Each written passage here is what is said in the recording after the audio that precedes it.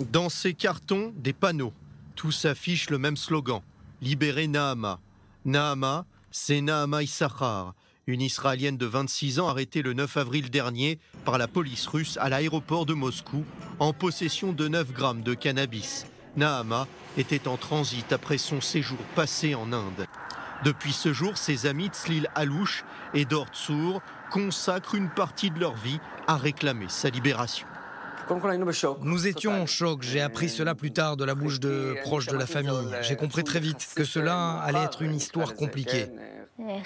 Il faut savoir que la principale peur de Nahama, c'est d'être enfermée, de ne plus être libre, de se sentir oppressée. Elle a besoin d'air. Sa principale peur se concrétise aujourd'hui.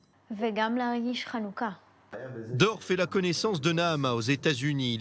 Ils partagent ensemble les mouvements de scouts israéliens, notamment dans la région de Boston.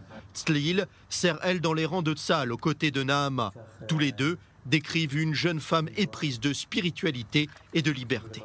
Elle effectuait son 3e voyage en Inde. Elle partait apprendre le yoga pour s'imprégner au mieux des techniques. Cela faisait partie de sa quête de spiritualité. C'est une fille très spirituelle. Je ne la qualifierais pas de religieuse, mais le yoga l'aide à surmonter ses épreuves. Elle l'enseigne aux autres détenus. Une proximité qui oblige Tzlil et Dor à se mobiliser pour tenter de faire libérer leur ami détenu en Russie. Professionnel des réseaux sociaux, le jeune homme de 28 ans met son expérience à profit au service de Nahama. Tous ceux qui ont connu ou connaissent Nahama se sont mobilisés pour elle. J'ai ouvert un groupe où j'ai relié toutes ces connaissances pour les informer du mouvement et de la situation de Nahama. Nous nous sommes réunis et nous avons réfléchi à la stratégie à adopter pour faire pression sur les autorités. Dor et ses amis inondent les réseaux sociaux et les groupes WhatsApp de messages de soutien à la jeune Israélienne. Le hashtag #WeWantNahama, nous voulons Nahama, s'invite dans les rues de Tel Aviv durant les manifestations. Tout est supervisé par la famille de Nahama, notamment sa mère Yafa.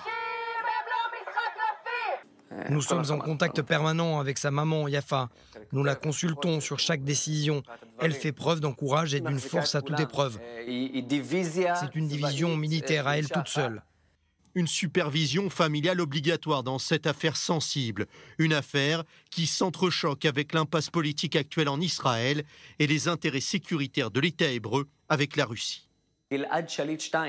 Un journaliste m'a dit « L'affaire Nahama Issachar, c'est un Gilad Shalit numéro 2.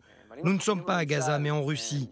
S'il me dit cela, c'est que nous ne sommes pas dans une affaire de justice, mais dans une affaire politique. » Le Premier ministre Netanyahou et le président russe Vladimir Poutine discutent de l'éventuelle libération de Nahama Issachar. Moscou réclame l'extradition du hacker russe Alexei Borakov, arrêté en 2015 en Israël. Yafa donne, elle, des nouvelles de sa fille. Son moral est au plus bas. Elle me demande quand elle va être libérée. Moi aussi, je me le demande.